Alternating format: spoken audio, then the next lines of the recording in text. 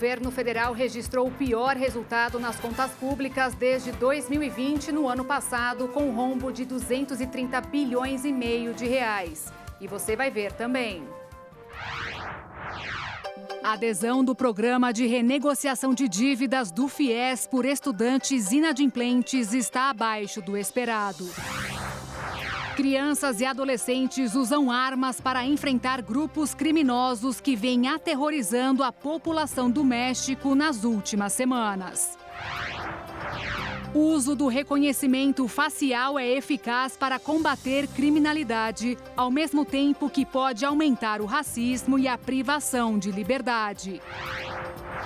Com novas imagens da superfície da Lua, módulo espacial japonês retomou hoje as operações. Tudo isso e mais você confere a partir de agora no Jornal das 18h30.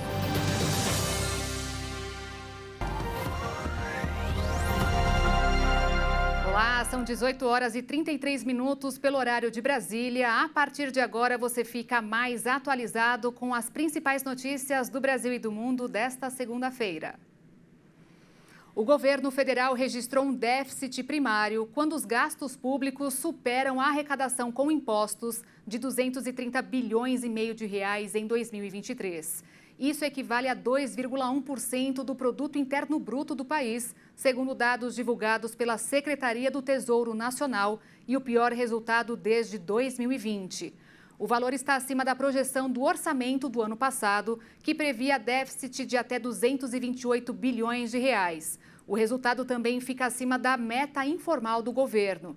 Em janeiro do ano passado, o ministro da Fazenda, Fernando Haddad, havia estimado que o resultado negativo ficaria abaixo de 100 bilhões de reais, o que representa 1% do PIB. A instituição responsável por fazer o cálculo consolidado das contas do governo, que é considerado para o atingimento da meta fiscal, é o Banco Central. A compra de partes ou de empresas inteiras no Brasil caiu bastante no ano passado. Foram 1.287 operações, o que significa o número mais baixo dos últimos 3 anos. E segundo a americana Pricewaterhouse, que é uma das maiores consultorias do mundo, de cada 10 operações, 8 aconteceram entre empresas do próprio Brasil. A maioria dos negócios foi na região Sudeste. Quando isso acontece, demonstra a cautela dos investidores em arriscar o capital em um local onde a política econômica ainda não foi testada. O ano passado foi o primeiro do atual mandato do presidente Lula. A adesão do Desenrola pelos estudantes inadimplentes do FIES está abaixo do esperado. Por isso, o ministro da Educação, Camilo Santana, fez um apelo para que os estudantes utilizem o programa de renegociação de dívidas, que oferece descontos de 77% a 99% na dívida e a possibilidade de abatimento total dos juros. 7 bilhões e meio de reais já foram renegociados pelo governo federal através do programa Desenrola FIES, Fundo de Financiamento Estudantil. O volume é considerado baixo pelo Ministério da Educação diante da quantidade de inadimplentes, já que representa apenas 1 em cada 10 estudantes que têm parcelas em atraso. Ao todo, 1.200.000 beneficiados têm algum débito com o fundo. Desses, somente 160 mil buscaram a renegociação. Para esse economista, a baixa adesão ao Desenrola FIES tem motivo. Na verdade, nós temos um pacote de dívidas do FIES muito antigo.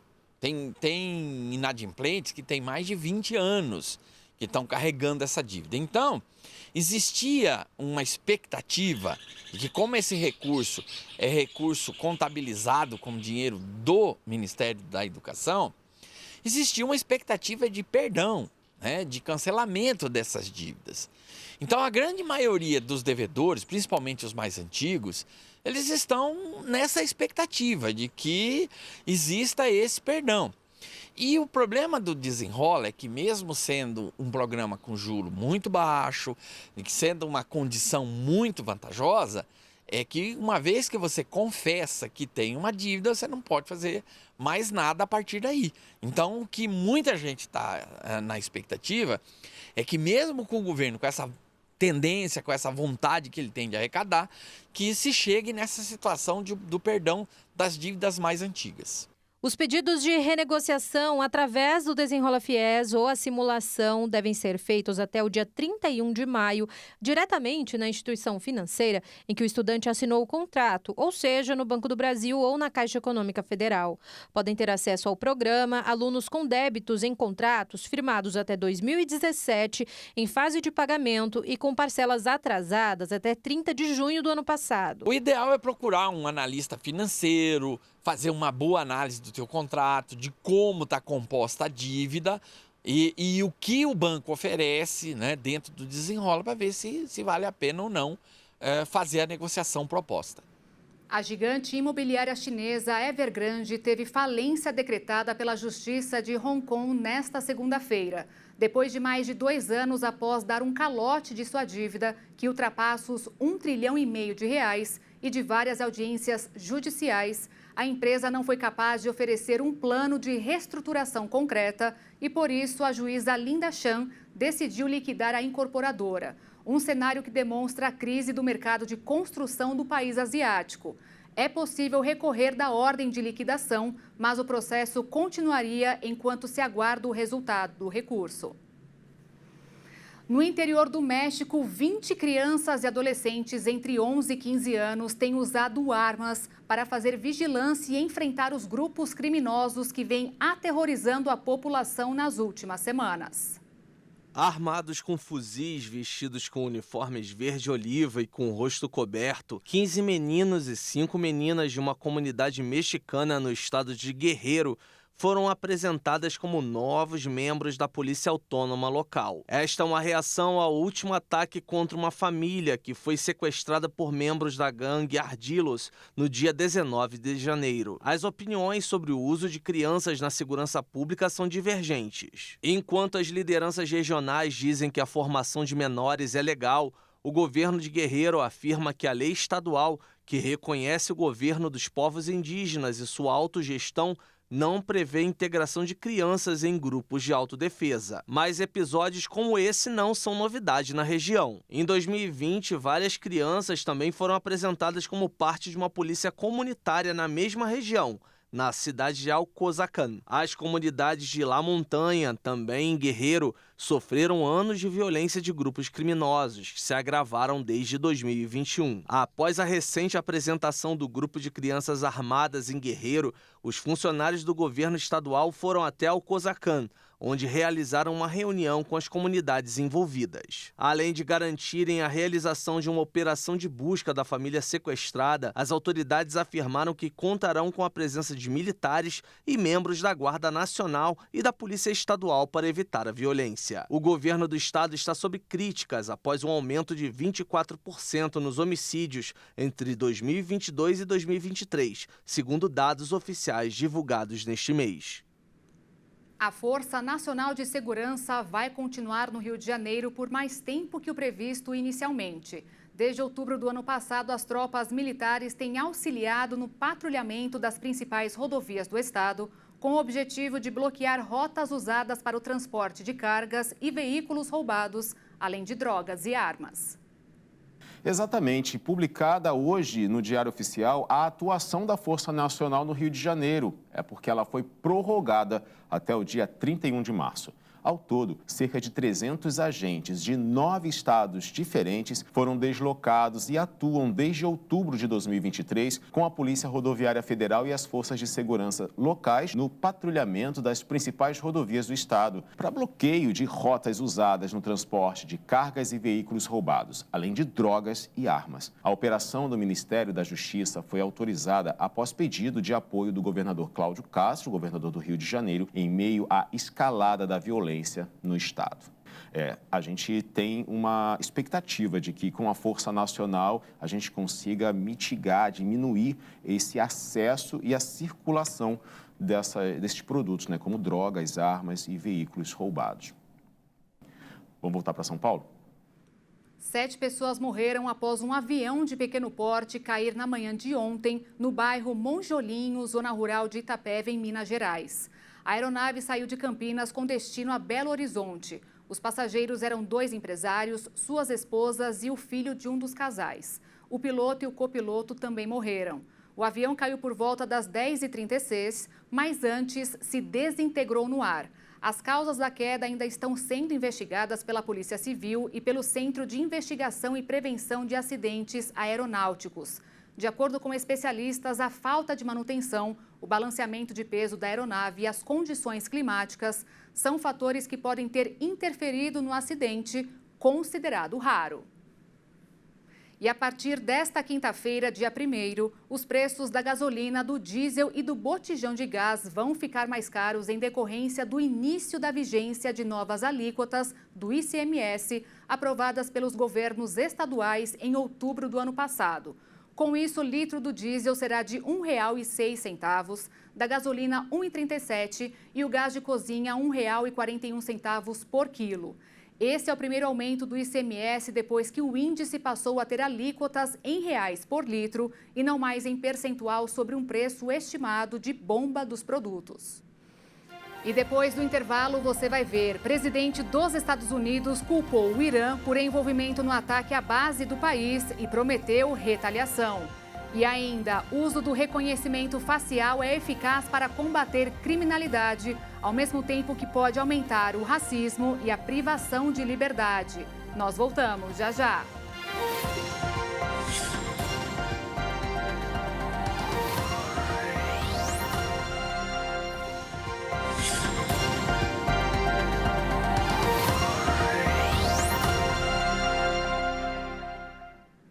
Estamos de volta agora às 18h45 pelo horário de Brasília.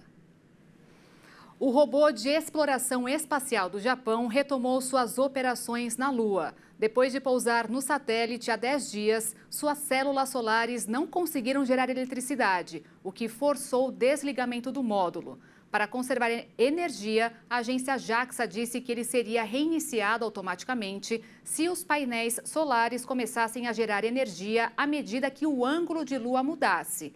Nesta segunda-feira, informou que a comunicação com o SLIM foi restabelecida na noite de ontem. Também já foi possível captar novas imagens da superfície lunar. Agora o Japão planeja usar a sonda para coletar informações sem precedentes sobre uma região da Lua chamada Mar do Néctar. O Irã negou o envolvimento no ataque à base dos Estados Unidos na Jordânia. Além de 3 militares terem sido mortos, 25 ficaram feridos após o bombardeio com drones em uma pequena base americana. O presidente Joe Biden culpou o Irã e prometeu retaliação contra grupos apoiados pelo país. O país do sudoeste da Ásia negou ter desempenhado qualquer papel no ataque a um posto militar dos Estados Unidos na Jordânia, de acordo com a agência de notícias estatal iraniana, citando a missão permanente do país na Organização das Nações Unidas. O ataque marcou a primeira vez que as tropas norte-americanas foram mortas por fogo inimigo no Oriente Médio desde o início da guerra em Gaza. No domingo, o presidente Joe Biden culpou o Irã e prometeu retaliação contra grupos apoiados pelo país, salientando que o dia foi difícil no Oriente Médio. No Telegram, a Resistência Islâmica no Iraque, uma aliança de combatentes de grupos armados pró-iranianos que rejeita o apoio dos Estados Unidos a Israel, assumiu a responsabilidade pelos ataques realizados no domingo de madrugada com drones contra 3 bases em território sírio. O sistema de reconhecimento facial tem ganhado popularidade em algumas regiões do país e tem preocupado especialistas da área dos direitos humanos. Ao mesmo tempo que pode ser eficaz para combater a criminalidade, pode aumentar casos de racismo e a privação de liberdade. A medida adotada pela Segurança Pública vem sendo considerada pelos órgãos competentes eficaz ao combate à criminalidade. Sendo assim, cada vez mais procurada em diversos estados do Brasil. O exemplo mais recente foi a adesão de concessionárias do transporte público aqui no Rio de Janeiro. A tecnologia controlada pela Polícia Militar.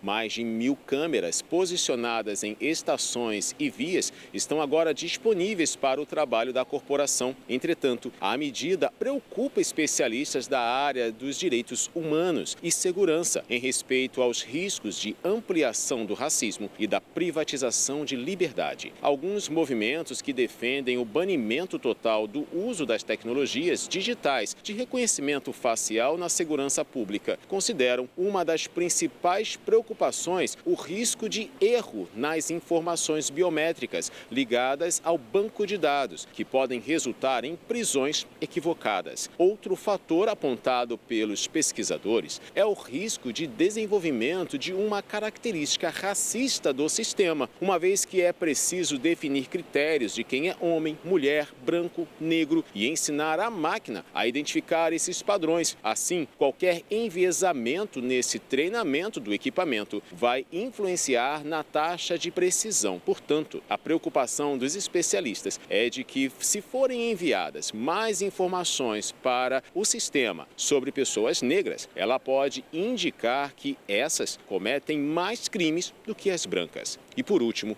foi pontuado a invasão de privacidade e o direito de livre circulação nas cidades, que podem ser afetadas pela ampliação da vigilância sobre a população. Das 6 cidades com o maior preço médio para a venda de imóveis no Brasil, 3 estão no litoral de Santa Catarina, de acordo com o índice FIPESAP da Fundação Instituto de Pesquisas Econômicas, com dados consolidados de 2023. Balneário Camboriú ficou no primeiro lugar da lista. Na segunda colocação, a cidade de Itapema. E em sexto lugar, Itajaí. Além de cidades turísticas conhecidas pelas praias e prédios altos, com arquitetura arrojada e moderna, são polos econômicos importantes para o estado, com portos e aeroportos próximos que garantem a logística para a alta circulação de pessoas e mercadorias. Segundo especialistas do mercado imobiliário, investidores de todo o país são atraídos à região pela proximidade dos imóveis às praias,